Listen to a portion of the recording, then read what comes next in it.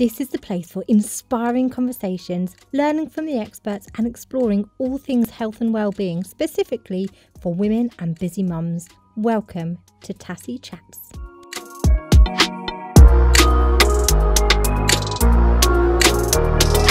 Training, if you're running around after your kids, whether you just got a lot on your plate and you're super stressed and you're short on time. Most people that have kids, mums, are like superheroes. They don't get a lot of time to themselves. So you've got to make that time count, right? And because I know you're already breathing, why not use those opportunities when you realize you really need it to slow down your breathing?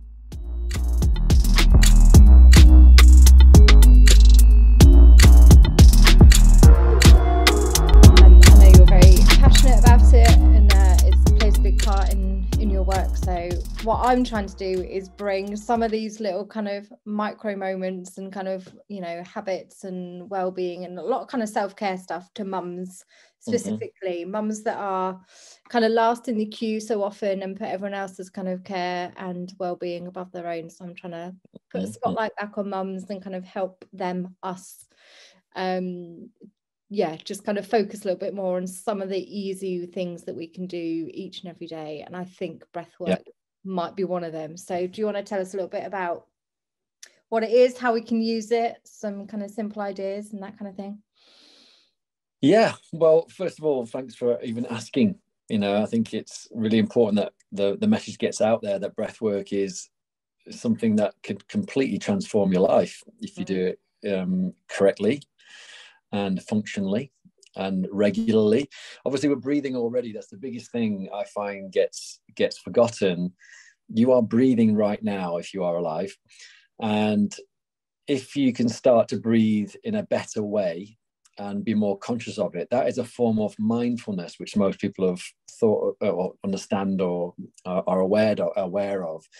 And noticing it is the first step in the right direction. So when you're busy and you've got a lot going on, and you can reframe that in different ways, whether you're training, whether you're running around after your kids, whether you just got a lot on your plate and you're super stressed and you're short on time. Most people that have kids, mums, are like superheroes. They don't get a lot of time to themselves. So you've got to make that time count, right? And because I know you're already breathing, why not use those opportunities when you realize you really need it to slow down your breathing, to lengthen the breaths, to recognize how it's making you feel when you breathe, and just start to be aware of it. That's the first step in being more mindful. So mindfulness practices, de-stressing practices, if you're feeling anxious, if you're feeling overwhelmed, whatever the sensations is, your body will give you the signs, the signals. You'll get that feedback. And it's when you don't respond or recognize or do something about it, when your body's telling you you need to calm down, find more peace and quiet, de-stress the system, that's your cue. So don't ignore those signs. So to a bit more context behind that, when you notice you are a bit overwhelmed or you feel you need a little brain break, you feel you need a little body break, first thing to do is notice. Next thing to do is slow down and be more mindful of the very next breath. So what that looks like, for example, breathing in through the mouth and breathing through the nose is different. Okay. Different effects on the system. That's the first thing. Okay. So first step in becoming more functional with your breath rather than dysfunctional with your breath is breathing through your nose compared to breathing through your mouth. So when you notice something needs to change or you've been a bit disconnected from your body, take a breath in for the nose and then out of the mouth. Try that again. Slow in for the nose, out of the mouth. Now try and go a little bit deeper, a little bit longer. So slow in for the nose till you feel full. Hold for a moment and then let it out the mouth a little bit slower. Till it's empty. That's the first step in calming your nervous system. allowing the mind to be less or the body to feel less whatever it is. Yeah. With your breathing, you are signaling to your body, to your nervous system, to all of your senses to either be more stimulated or to start to settle down and be more calm. So think about all the different situations you can use that in. In every situation, this works, but it needs to be trained. So that, for example, if you're mouth breathing and you notice your mouth is wide open, one, it's going to be drying up your throat. It definitely doesn't feel that great when you notice it, but it also tends to be upper chest breathing. That's what we tend to do here, breathe here. Mm-hmm. And it's shorter and it's more shallow, so it's upper chest. Right. What happens then is your shoulders shrug, and that's where tension is. Yeah. Also, here is where anxiety and stress tends to be sitting and more triggered. So when you breathe down here, so the lower lungs, you tend to be more expanded. You get more of a satisfying. Try that now, breathing deeper. So if you're trying to stretch out the ribs and then breathe out. Now try and do that for the mouth. Which one feels nicer compared to nose breathing? Yeah, for sure. Take a breath in for the nose. Nice and deep, and then out of the nose. And now try and breathe in for the mouth, same way.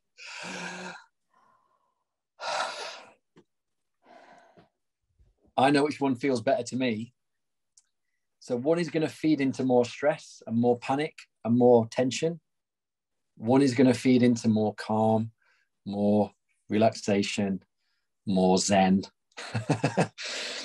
And if you can remember that more often and catch yourself more often, you're less likely to go off the deep end and just, guess lose your mind, lose the plot, kick off. Yeah. Get angry, get frustrated, whatever those triggers might be.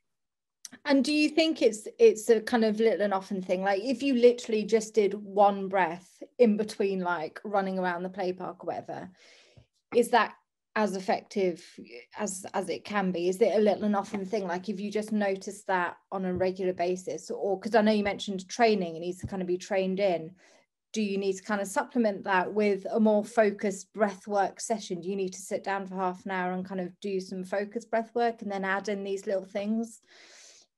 What I'm saying is if you were just to kind of start that noticing and start that nose breathing and deep breathing, if you were just to do that every now and then, is that enough, or is that going to have an immediate effect? Well, that is hard to answer because everyone's going to be different. And I think that the easy way to say that is you might notice it in one go. You might be able to do a few breaths in and out through the nose, nice and slow, and feel instantly better. Some of you, it might take a little bit more time, depending on how wound up and how stressed and how dysfunctional you're. Yeah. Where is your starting point? Everyone's going to be different. Different times of the day, different states. It's going to be different. So the answer to the question, if there is a way to answer that question, is anything is better than nothing. The longer and deeper and more consistent you practice, the quicker you're going to progress, and the quicker you're going to feel it, and the better you're going to benefit. So anything is better than nothing. Yeah. If you need it lifeline, that's your focus point. Go to your breath, address your breathing, slow, deep breaths in for the nose, pause for a moment, slow breath out of the mouth, pause, repeat. In for the nose, pause for a second, out, pause, in, and then try and breathe out of the nose as well. So keeping the mouth shut. See, it's like an internal meditation. It's an internal calming system. That's how amazing your body is. If you have time to do a meditation, baby's sleeping, the kids at school, if we're thinking about, kids and mums and all their responsibilities, even when you're doing something active, you're doing something that is requiring your attention, you can still breathe in for the nose and out of the nose and maintain calm, doing whatever it is that you're doing. Feel more like composure rather than you feel like your head's coming off. Yeah. And you feel like your body's just like, just exerting yourself too much. You don't have to be still in a meditation to benefit from breath work. In that moment when you notice, you can go, this is my chance to practice breath work. Mm. And you maintain that focus throughout the whole of the exercise, whatever it is that you're doing. That's the simplest way to practice. You can do it right now. This is the one thing that is good for your health and your well-being that no one has an excuse not to practice. Yoga, movement, training, weights, running, all these other exercises that are good for our health. You need time. You need to be physically engaged in all of those things. Breath work, you do it anyway. Yeah. You can practice this tool all the time, anywhere, in any situation, and improve your health. That is powerful. I love that. Yeah, it makes complete sense because we're doing it anyway. So I guess the key, the turning point is the noticing, isn't it? Is the developing that awareness and that habit. So do you know what's amazing though is I kind of started to talk about you know, breathing and stuff with Lyra. I used to watch your morning videos, and now sometimes she reminds me. It's so cute. She's not even 4 yet, and she'll be like, "Mum, you a bit stressed?" I'm like, "I'm feeling a bit stressed." She's like, "Should we do some breathing?" It's so cute. So it's kind of getting into the habit and getting the kids involved as well. Best gift you can give the kids as well, because they're going to need it more and more. And the sooner you ingrain this in the child's mind and behavior, the better off they're going to be, for sure. Super cool. So and the best way to do that is to be the example. Yeah. We all know, to inspire anybody, to improve anybody, to support anybody in a positive way, you lead by example. For sure, for kids, energy especially. Also felt, right?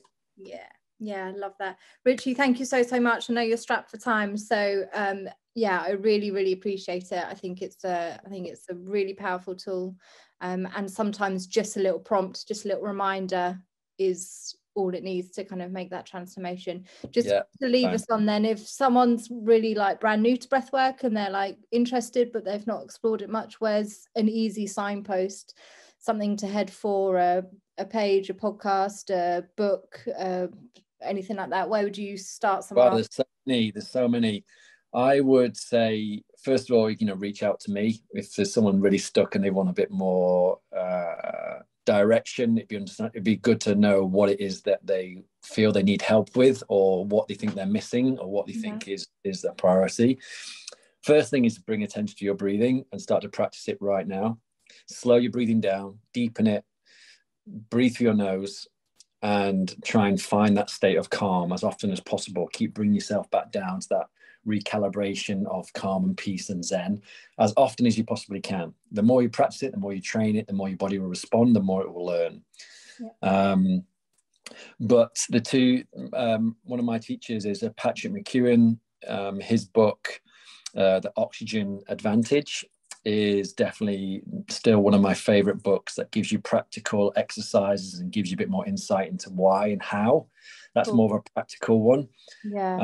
And a book by James Nestor called Breath. That's another great book to read that gives you some more insight in the science behind it, but also some practical tools.